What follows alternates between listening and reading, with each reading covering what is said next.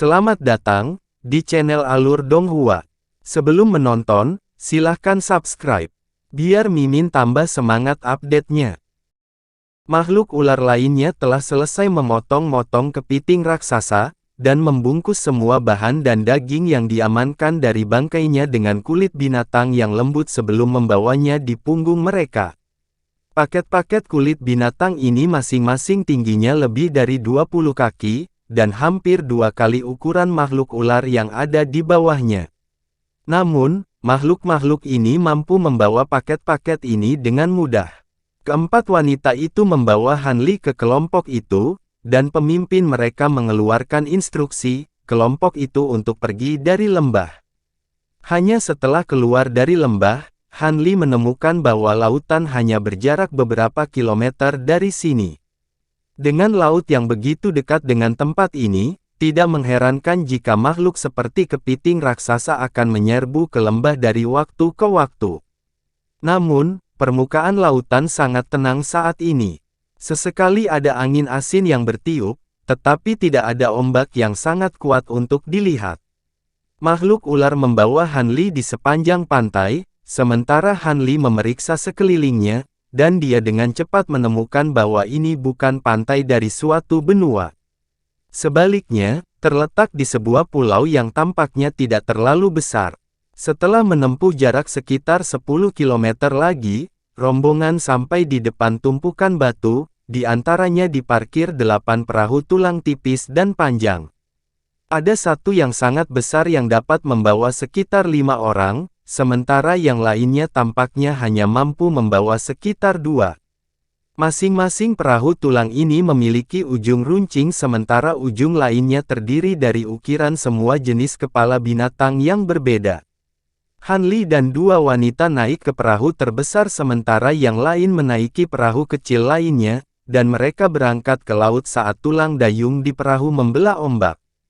Dengan kekuatan dan stamina mereka yang luar biasa, makhluk ular itu mampu mendayung hampir tanpa henti, dan perahu-perahu itu melesat menembus ombak. Lautan sangat tenang, dan tidak ada binatang laut yang menyerang perahu, dengan demikian perjalanan yang cukup mulus. Setelah hanya 2 jam, titik hitam muncul di depan, dan itu adalah pulau lain. Hanli menyipitkan matanya saat cahaya biru melintas di dalam pupilnya, dan dia bisa menilai pulau itu secara kasar dari jauh. Pulau itu berukuran sedang dengan luas beberapa ratus kilometer, dan dipenuhi dengan pegunungan bergelombang serta hutan lebat, menjadikannya tempat yang cukup baik untuk dihuni.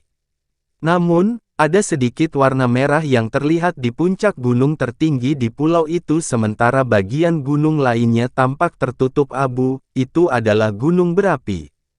Hanli tidak dapat melakukan pemeriksaan yang lebih menyeluruh di pulau itu karena dia belum memulihkan kekuatan sihirnya, jadi dia tidak bisa menyuntikkan lebih banyak kekuatan ke dalam kemampuan mata rohnya. Perahu-perahu tulang melaju melintasi lautan, dengan cepat mendekat ke pulau. Beberapa saat kemudian, jarak mereka kurang dari 10 km dari pulau. Tepat pada saat ini, awan gelap yang tak terhitung jumlahnya tiba-tiba muncul di atas langit cerah di atas, diikuti angin menderu yang tersapu saat hujan deras turun dari langit. Tingkat perubahan cuaca saat berada di laut benar-benar mencengangkan. Namun, tidak satu pun dari ini yang dapat menimbulkan hambatan pada perahu tulang karena semua makhluk ular menekan benjolan tertentu di perahu mereka, sehingga memanggil formasi mantra miniatur dari bagian bawah perahu. Penghalang cahaya putih tiba-tiba muncul, meliputi semua perahu di dalamnya. Namun, makhluk ular itu tidak terlihat lebih santai meskipun telah mengambil tindakan. Ini karena ketika perubahan cuaca yang tiba-tiba terjadi, gelombang besar seperti gedung-gedung tinggi tersapu pada saat yang bersamaan, dan datang menerjang ke arah perahu-perahu kecil. Perahu-perahu ini tingginya hanya sekitar 30 kaki, dan sangat kecil di hadapan gelombang besar ini, jadi tidak dapat memberikan banyak perlawanan. Namun, karena dilindungi oleh penghalang cahaya putih, jadi tidak akan langsung terbalik. Meski begitu, perjalanan mereka menjadi sangat berbahaya, dan hanya bisa mengikuti arus. Han Li sedikit goyah saat melihat ini, namun saat dia mengalihkan pandangannya ke arah dua wanita ular di atas kapal, dia melihat bahwa mereka berdua memasang ekspresi muram, tetapi tidak panik. Tampaknya makhluk-makhluk ini memiliki semacam strategi untuk menangkal elemen. Benar saja, saat perahu tulang hendak terjun ke situasi yang benar-benar berbahaya, seberkas cahaya putih tiba-tiba melesat dari pulau di depan, dan cahaya menembus awan gelap di dekatnya. Ledakan gemuruh yang keras segera terdengar dari dalam awan gelap, diikuti oleh bola cahaya besar yang meledak. Gelombang kejut putih melonjak di udara ke segala arah, menciptakan lubang raksasa di awan dengan radius sekitar 1000 kaki. Han Li cukup terkejut melihat ini, dan dia mengalihkan pandangannya ke arah pulau itu lagi. Namun, pilar cahaya yang baru saja muncul juga menghilang dengan cepat, jadi dia tidak dapat mengidentifikasi titik asal pulau itu. Setelah lubang itu menembus awan gelap, angin menderu dan gelombang besar di permukaan lautan sedikit mereda, dan makhluk berkelok-kelok mendayung perahu dengan cepat menuju pulau lagi. Setelah beberapa saat, perahu tulang tiba di dermaga alami di pulau itu, dan semua orang turun. Han Li juga dibawa ke pantai dengan tandu darurat yang dibuat untuknya. Pada saat ini, Han Li berbalik untuk melihat ke langit terdekat lagi. Cukup jelas bahwa efek penekan pilar cahaya tidak bisa bertahan lama. Lubang di langit telah dipenuhi awan gelap lagi, menyapu angin kencang dan gelombang besar sekali lagi. Pandangan kontemplatif muncul di wajah Han Li, dan dia menjadi sangat tertarik pada benda di pulau yang melepaskan pilar cahaya putih tadi. Meskipun indera spiritualnya sangat terkuras saat ini, dia masih bisa merasakan bahwa kekuatan spiritual di dalam pilar cahaya cukup kacau, menunjukkan bahwa itu pasti tidak dilepaskan oleh makhluk kuat tertentu. Sebaliknya, tampaknya telah dilepaskan oleh formasi atau harta setelah itu meminjam kekuatan batu roh. Han Li tidak menganggap tingkat kekuatan ini menakutkan, tetapi untuk muncul di pulau asing sekecil itu agak penasaran baginya. Namun, pikiran ini hanya melintas di benak Han Li sesaat sebelum dia memusatkan perhatiannya pada adegan yang terbentang di depannya lagi. Dermaga kecil ini sebenarnya bukan tanpa orang. Tidak hanya ada beberapa kabin batu dengan ketinggian berbeda yang melapisi pantai, bahkan ada pilar batu besar yang tingginya lebih dari 1000 kaki. Ada juga kabin kayu kecil di bagian atas pilar. Tepat pada saat ini, 8 makhluk itu muncul dari pondok batu di tepi pantai, dan kebanyakan adalah perempuan. Mereka dipimpin oleh seorang wanita ular cantik dengan tubuh menggairahkan yang tampak berusia 20-an. Wanita itu melirik paket menggembung yang dibawa di punggung makhluk ular yang baru saja kembali, dan senyum menawan muncul di wajahnya. Namun, senyumnya sedikit goyah saat dia melihat Han Li. Pada saat ini, pemimpin rombongan berburu mengulurkan busur ke arah wanita itu sebelum mengatakan sesuatu padanya dengan serius. Setelah mendengar apa yang dia katakan, tatapan wanita itu mengarah ke tubuh bagian bawah Han Li, dan ekspresi kaget juga muncul di wajahnya. Tiba-tiba, dia mendekati Han Li dengan anggun dan menggoda, lalu mengatakan sesuatu dengan bahasa yang aneh. Han Li mengangkat alis sebelum menggelengkan kepalanya. Namun, wanita ular itu tidak menyerah. Dia beralih antara menggunakan 8 bahasa berbeda, dan bahasa terakhir dalam urutan itu benar-benar bahasa yang dipahami Han Li. Itu adalah bahasa ras roh terbang. Namun, wanita itu sedikit tergagap saat dia berbicara dalam bahasa itu, jelas menunjukkan bahwa dia tidak terlalu fasih dalam bahasa itu. Kamu tahu bahasa ras roh terbang? Han Li bertanya dengan sedikit keterkejutan di wajahnya. Wanita itu sangat gembira bahwa Han Li tahu bahasa ras roh terbang, dan dia segera membungkuk ketika dia menjawab, kamu tahu bahasa ini juga, makhluk atas yang terhormat. Itu luar biasa. Saya adalah asisten pendeta dari ras yang api, Yan Wu, bolehkah saya mendapat kehormatan untuk mengetahui nama Anda, makhluk atas yang terhormat. Kamu bisa memanggilku Tuan Han. Ras yang api. Ini adalah pertama kalinya aku mendengar tentang rasmu.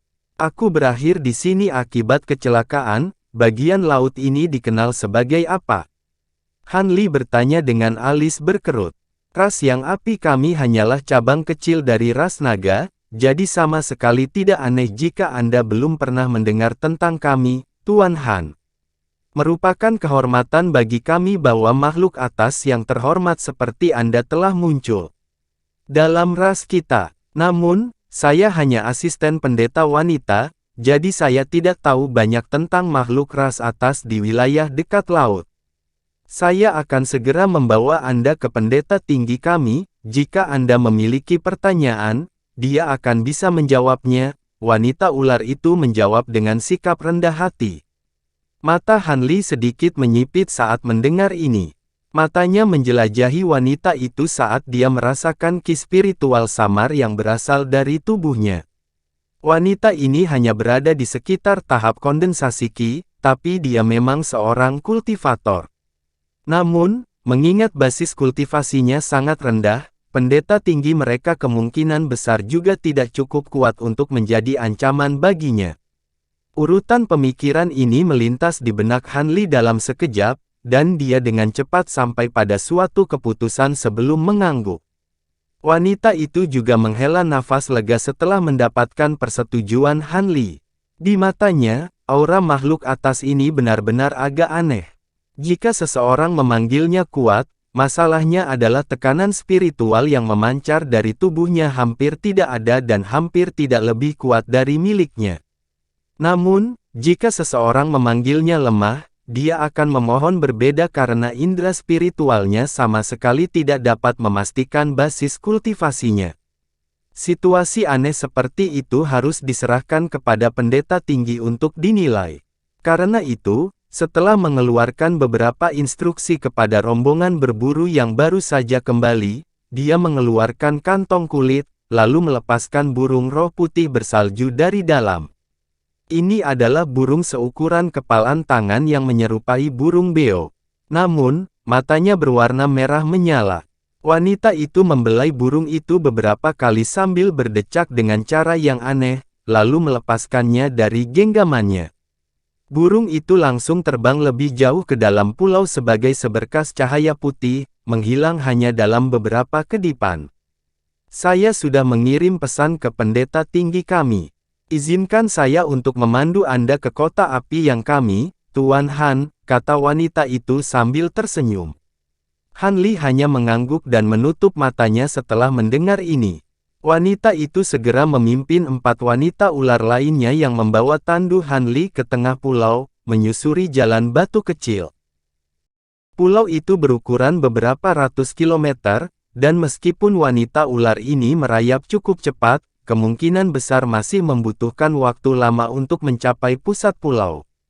Namun, dengan Yan Wu memimpin, sebuah gubuk kasar muncul di depan setelah kelompok itu menempuh perjalanan beberapa kilometer.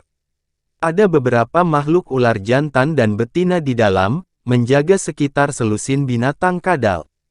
Di ujung lain gubuk ada kereta hitam yang ditutupi kain hitam yang terbuat dari bahan.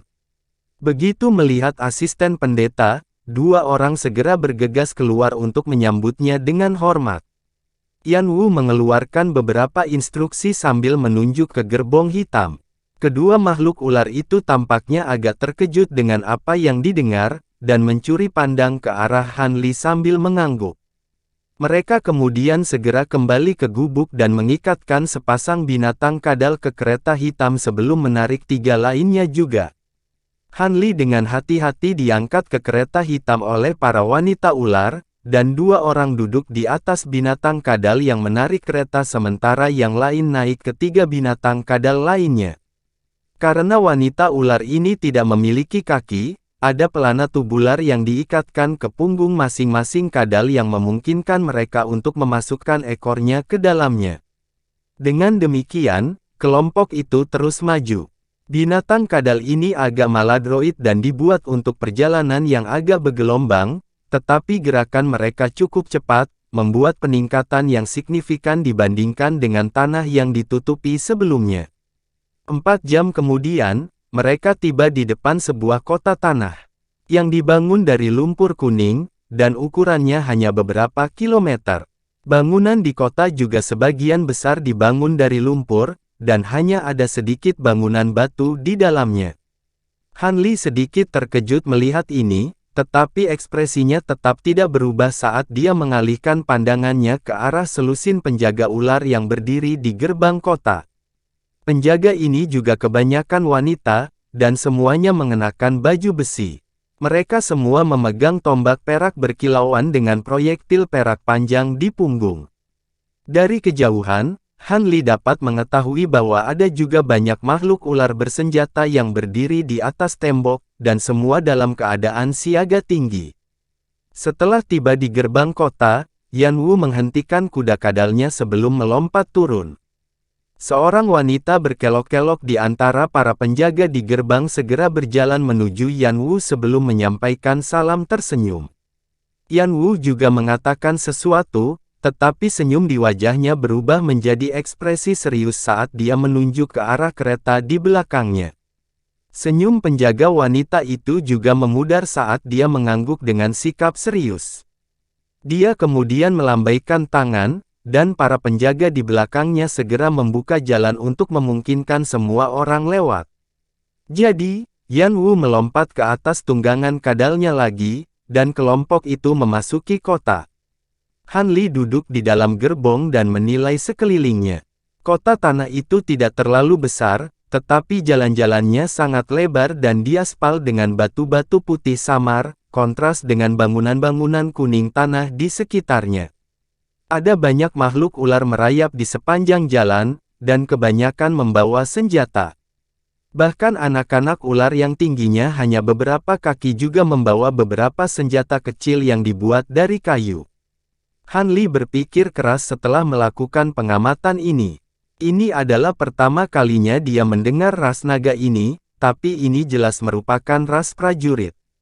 Dia ingin tahu apakah ras ini memiliki banyak kultivator. Makhluk ular fana ini sudah cukup kuat untuk standar fana, dan jika mereka memiliki banyak kultivator, maka kemungkinan besar ini adalah ras asing yang cukup kuat.